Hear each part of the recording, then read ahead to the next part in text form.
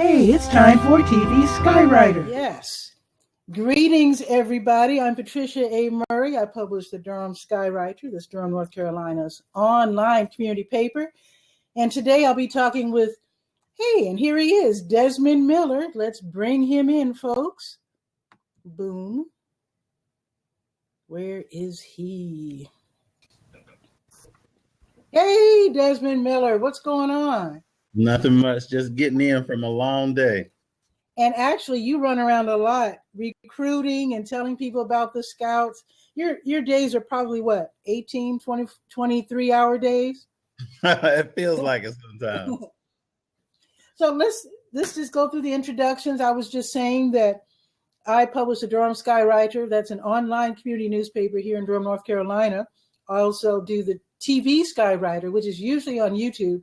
But tonight, I'm trying out Blab for the first time because I don't think community TV should be just me talking to you, telling you what I want you to know. It should be us talking with each other, talking among ourselves to the world, right? Right, most definitely. Yeah, so Mr. Miller, tell us who you are. I see it says Bull City Scouts. I like that. Yes, most definitely. I'm currently the new director of marketing and activities for the Boy Scouts of America Occoneechee Council. So that covers 12 different counties from Henderson to Fayetteville in the center of the state. As far as to the left that we go, as far as Orange County and to Wake County, okay. And we cover everything in the middle. So my title is misleading. I said Durham, North Carolina, and actually it's much, much wider than Durham. So, yes. So I hope people watching will catch that. I'll change that eventually. But for right now, let's just talk about Boy Scouts and Cub Scouts, because when I was a kid, I did have a little brother for a while, and it looked like to me a boy's life was a life of exploration, breaking things, exploring, getting into a little bit of mischief, but really just exploring the world. It seemed like it was mostly exploring the world, being outside a lot, being interested in building things, making things, and just being a real boy. So has the world changed much at all? Oh, he froze. Oh no. You might have some bandwidth problems. Okay, I'll make sure I got everything off. Okay. Yeah, we're looking good. That's okay. So I don't know if you heard what I was saying about a boy's life being that of exploration back when I was a kid. Yes, I did get that. Has it changed? Pretty much the same?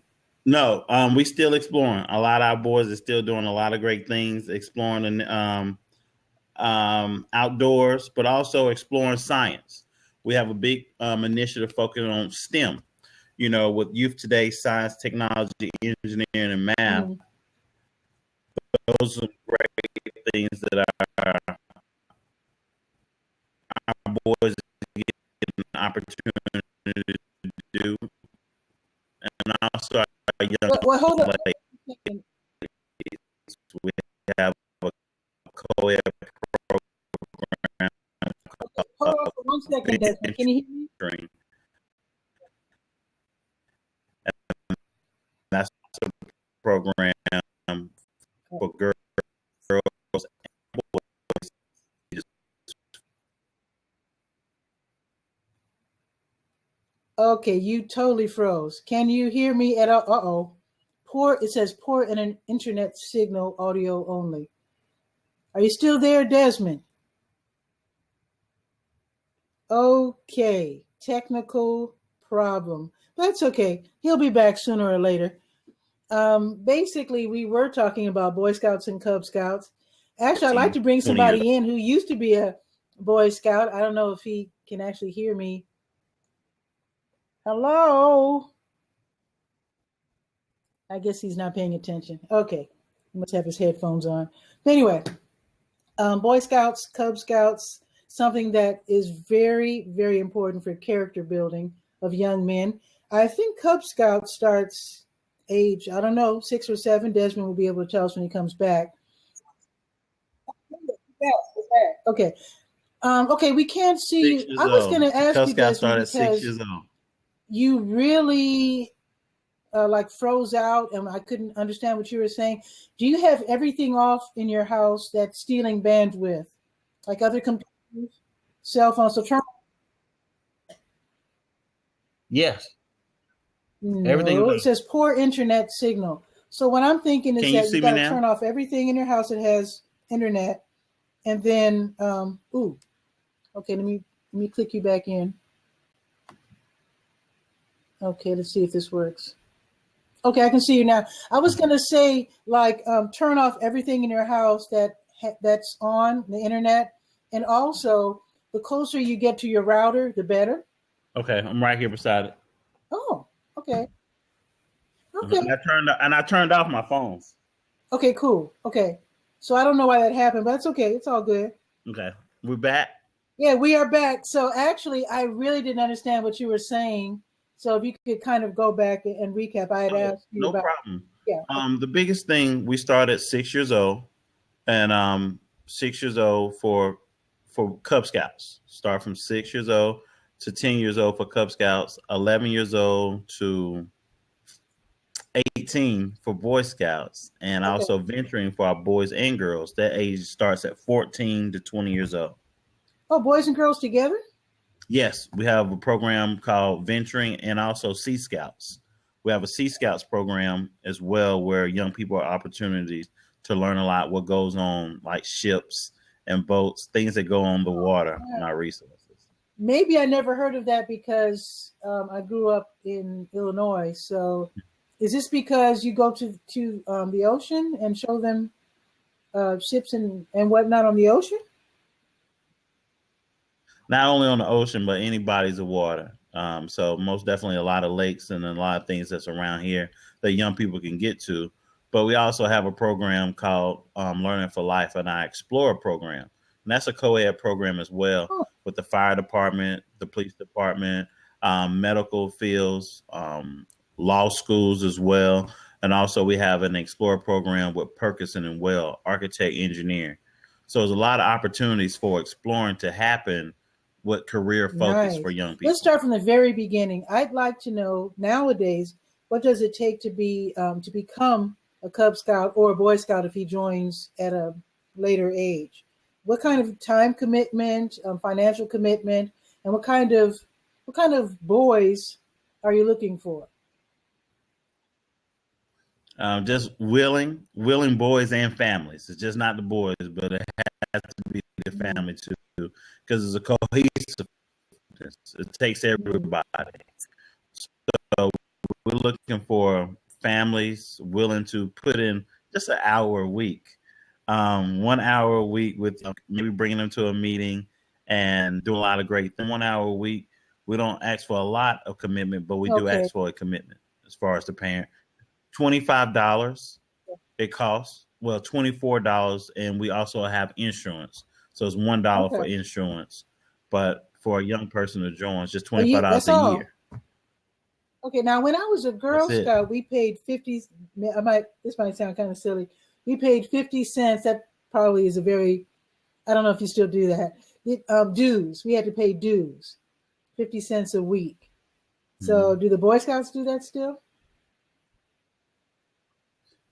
Just depends on what troops. Sometimes you might have to pay extra dues if you're going to be taking care of equipment and food and going on different trips.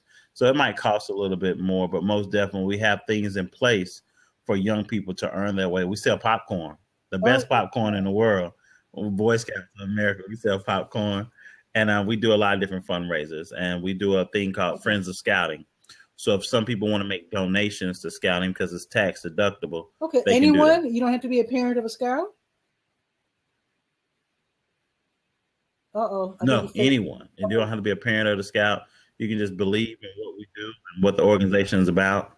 And we always can take donations and sponsorships as well. We're always trying to build relationships and sponsorships with our organization. You know about that? You click on the hand. If you like what they're saying, so I just gave you a whole bunch. I'm gonna give you 25 props. Boom. There you go. So is camping a still big component of Scouting? Because to me, as when we were Girl Scouts, camping was a super big deal. Huge. It's a huge part of scouting. You build so many skills outdoors. You really challenge yourself between the weather, the nature, what's going on, and it also builds up a lot of leadership and team building because you're outdoors. You have to deal with the element. You have to deal with what comes, and that's pretty much life. You learn to deal with what comes and learn how to lead others. So when you're in an outdoor environment, you really have to be smart about it. You learn a lot of different skills, and you learn how to depend on one another. It's a lot of good teamwork. That when I see kids nowadays, very often their noses are buried in their, they're like this with their smartphone. And so I can imagine a lot of kids don't know about exploring in the woods and starting fires with just 2 sticks and climbing trees. I mean, we used to climb trees, right? To get fruit and whatnot. Even in Chicago, we had a lot of really fun activities that kids nowadays, I think, are missing out on because their parents are keeping them inside and they're married to their smartphones. So with scouting, has it been difficult to get the boys away from their smartphones and getting them to look around and see nature and enjoy the woods and, like I said, starting fires and doing all that other magical stuff? Well, I wouldn't say it's hard. It's all about incorporating technology. Technology can be a great contribution to scouting, and it has. Because right now, look at technology and how we're discussing scouting and the great things of it.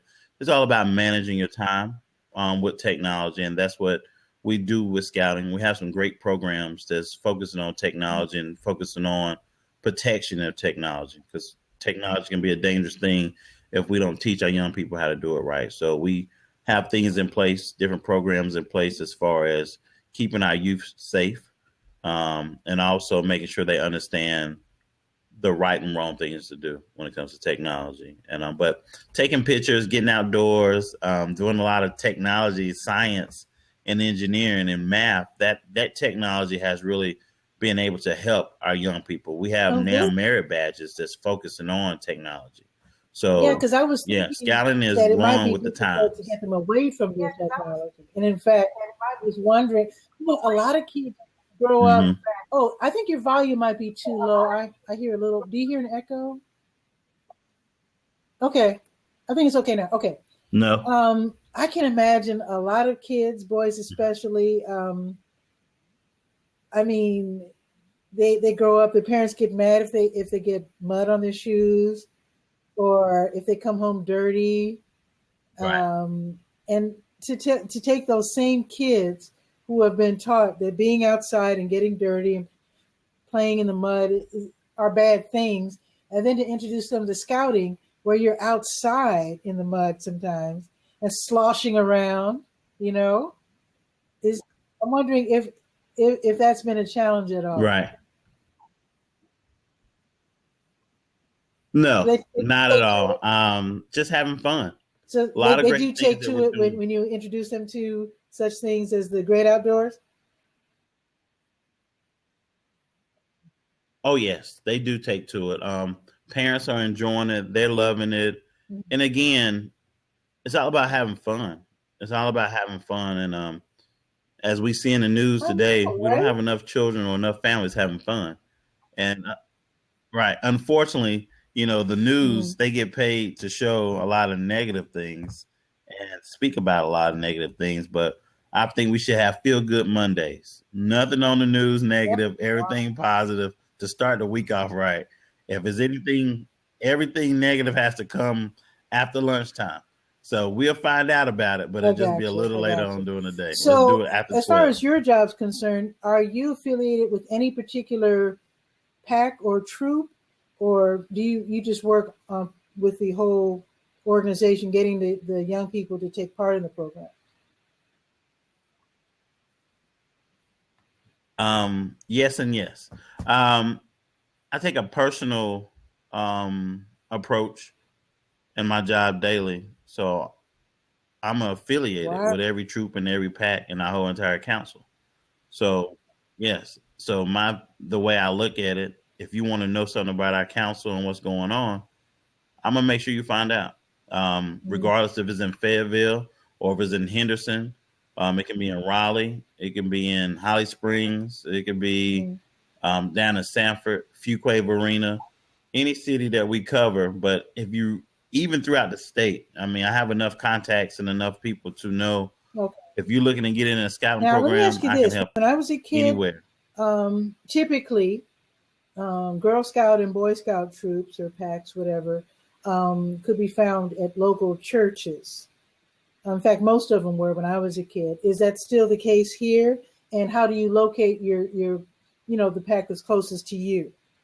Is it pack or troop? Is it pack? Yes. Oh, okay. We got packs Okay. and troops. The packs are the Cub Scouts. You got it right. The packs are the Cub Scouts. The troops are the Boy Scouts. So we have a website called www.beascout.org. So again, that's beascout.org.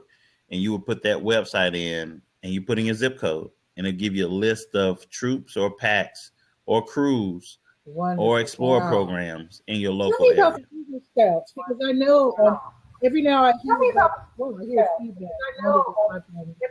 Maybe I'm too loud. Okay. I wonder about the Eagle Scouts because every now and then I hear about the fact that the Durham Bulls baseball games are their television crew are made up of Eagle Scouts. Well, some may be Eagle Scouts, but they're not all Eagle Scouts. The television crew is called Post 50, and we have 2 posts in our council that's really focused on television and broadcasting, and that's through Capital Broadcasting. That post, we got a Post 5 and a Post 50. Post 50 is at the Durham Bulls, and those young people, young boys and young girls, ages 14 to 20 years old, they are doing all the behind the scenes with the video and the broadcasting of the Durham Bulls. I was hanging out in the press, Scouts. What do you call it? Press room, watching a Durham Bulls game, and I actually saw them in action. Right. And very impressive. And also, right. They were awesome. I don't know what the term is, where you choose the music, the so they were doing that too. Right. And I was very impressed. Yes, they do. I mean, it's a great production going on over there.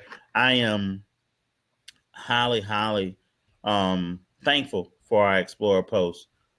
Capital Broadcasting has really helped out our young people have an opportunity and get that work experience. I'm guessing awesome. This kind of opportunity could possibly lead to these young people getting jobs in that area in multimedia, and also could help them get into college. I'm guessing that kind of experience. Most kids don't have that kind of experience.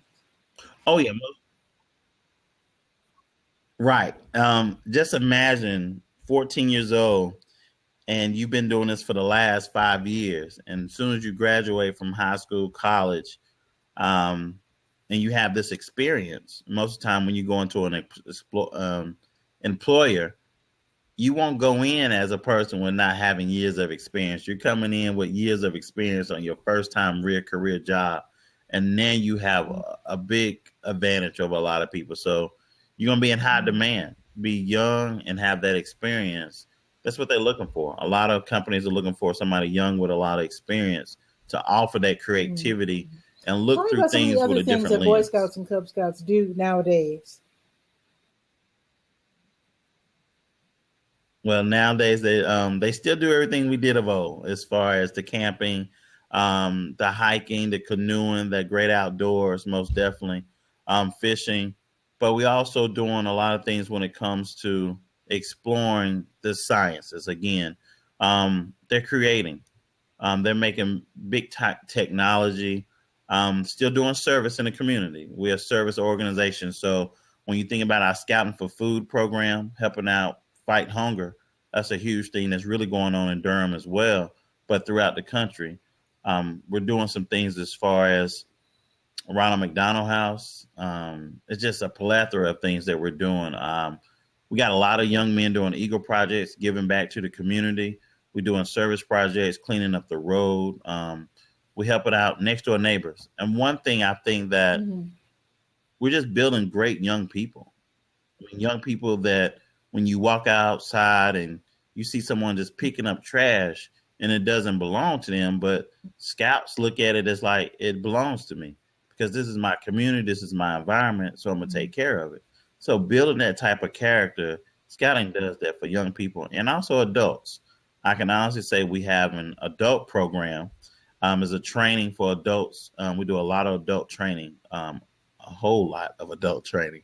One training is called Wood Badge. So it's giving adults opportunities to go through the scouting program as well. Yeah. Yeah.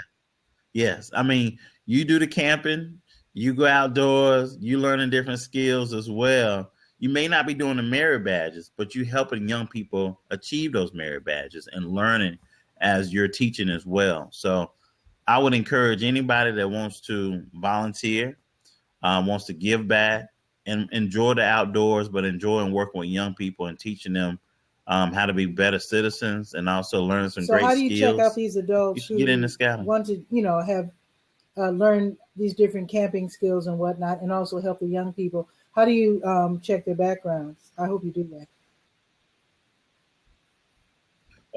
Oh, we most definitely do background checks. Most definitely do background checks.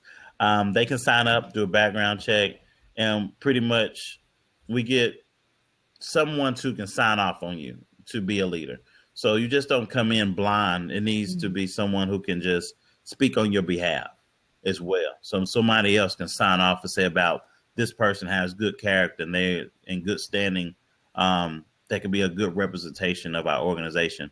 But we also have a training called Youth Protection. So every adult leader has to go through a program called Youth Protection where they have to know a training, the ins and outs of what is expected as an adult leader. Because when I was a kid, volunteers were very important.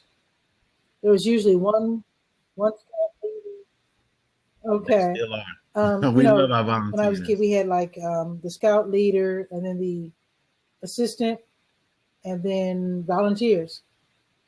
And sometimes you could have up to 5 volunteers depending on whether we were taking a field trip or taking a bus somewhere. And the volunteers were usually somebody's parents, usually parents. And they would keep those kids in line, I'm telling you. Not that it was that difficult because after all, scouts are supposed to be upstanding citizens anyway. So, Right. But it takes time. It takes a little pressure to make a diamond. Are there any, so it takes time do they have sometimes. to pass any tests or have certain grade point average or anything like that to stay in the program? No, but I think as a scout, you just work hard and do your best. And that's something that we encourage daily in everything a scout does. So we don't worry a lot about schoolwork and grades because if they're doing their best, they know that they need to study. And the parent involvement is very important. And our handbook for scouting is probably one of the best sellers in the world as far as a great read, first of all, but as a handbook of life to really know what the right thing to do. It really helps and it reinforces parents too, because no parent is given a handbook to raise a child, but the Scout Manual is a great resource to help you along that path. How did you get into scouting? Volunteering. I first started getting into scouting as a volunteer. My parents did get me in. Well, my mom got me in when I was a young age as a Cub Scout. I lasted about 2 weeks because there was no real clear understanding to her what's to be expected. So that's one of the things we really try to strive on as our leadership and our volunteers, understanding the program to make sure we deliver it well. Because anything can be great, but if it's not delivered well, you won't never see the great. I've seen a couple of scouting programs where it was a little ragtag. And I think that I'm not talking about anybody I know in particular. I'm mostly because you know who I'm talking about. But Right. but yeah, it's very important to have it structured in the leaders, the adult leaders' minds as well. Because if they're not really set on the agenda, it's going to be kind of hard to guide the young people, you know. So that's all I'm going to say about that. Right. But in your job, Right. you work with, I'm assuming, only existing troops and packs, or do you help people form? For example, what if you're in an area where there aren't Boy Scout troops or packs, and they really don't want to take their kids to another neighborhood or to the other side of the tracks or whatever, or town or wherever they happen to be? Do you help people form packs and troops in their own neighborhoods? Yes.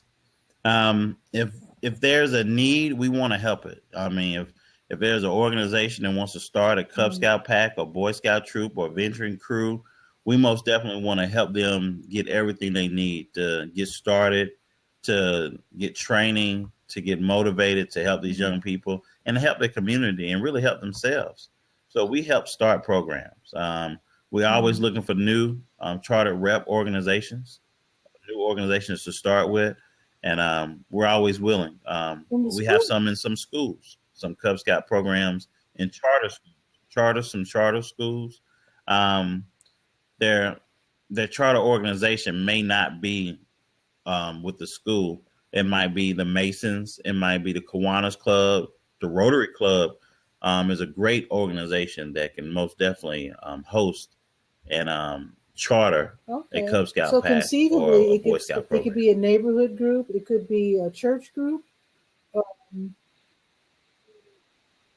Yes, it can be a homeowners association. It can be a church program. It could be any civic club. The biggest thing we try to stay away from any organization that receive federal funding. Why is that?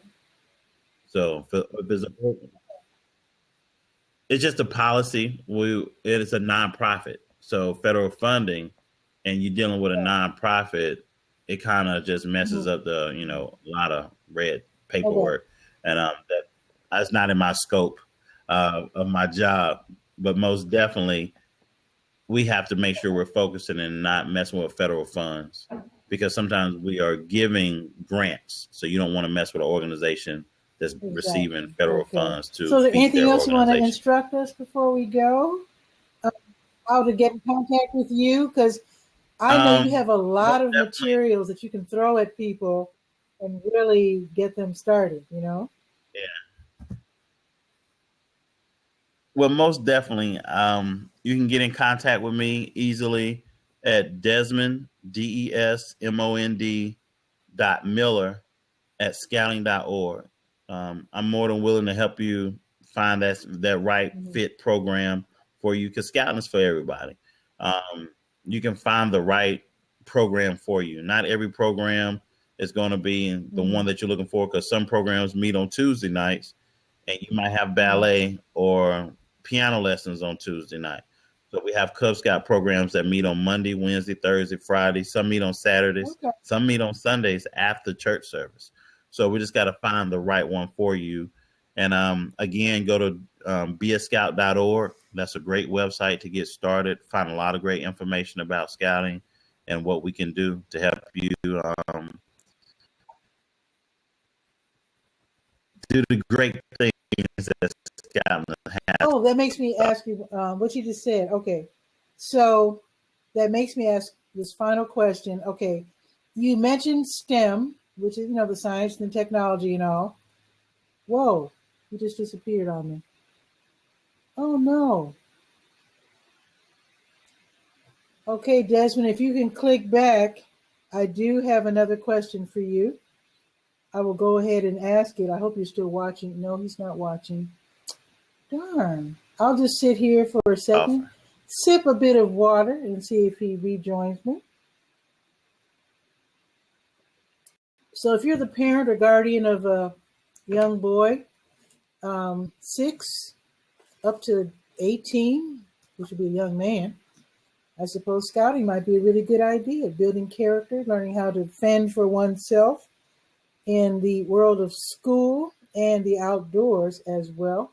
Self-reliance, strength, character. Scouting is really wonderful. I was a Girl Scout in fact, my grandmother was the scout leader. My sister was a scout. My brother was a scout.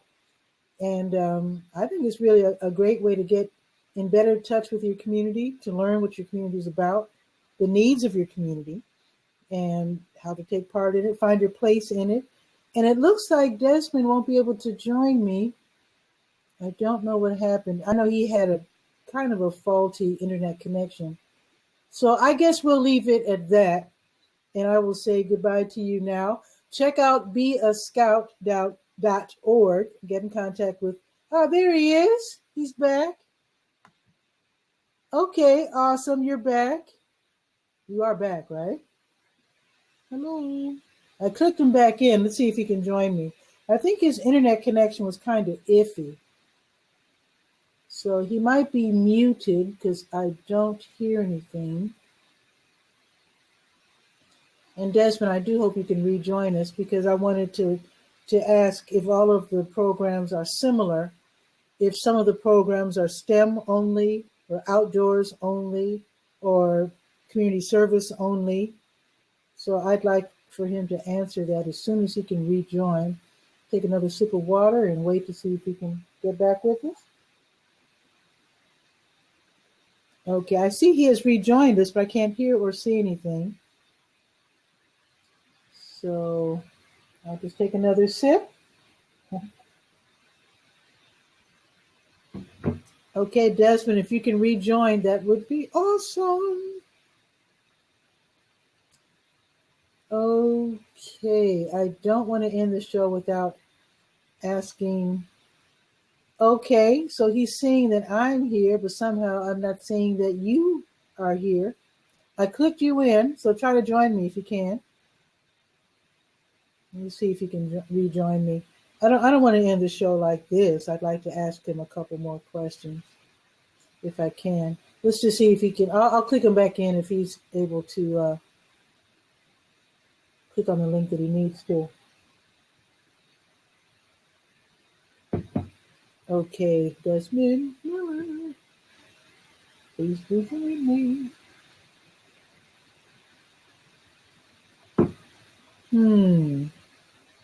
I might have to just end it. His connection must be really, really bad for this to happen.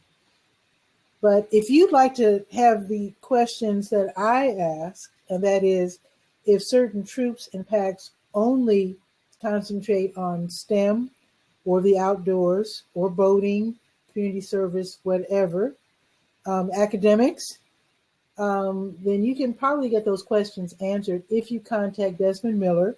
Go to beascout.org. And they're also on Facebook. All you have to do really is to go to Facebook. If you type Boy Scouts, the Okonichi Council will probably pop up, as well as Maywat. I don't know if I said that correctly. But it looks like he can't rejoin us. So I'll say goodbye for now. So I'm Patricia A. Murray. I publish the Durham Skywriter. That's Durham, North Carolina's online community paper, which you can read at durhamskywriter.com. I also host TV Skywriter. That's what this is. This is the blab version. Ordinarily, I do it on Sundays on YouTube/Google+.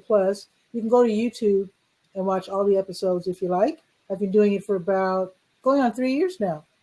So with that, I guess I will sign off.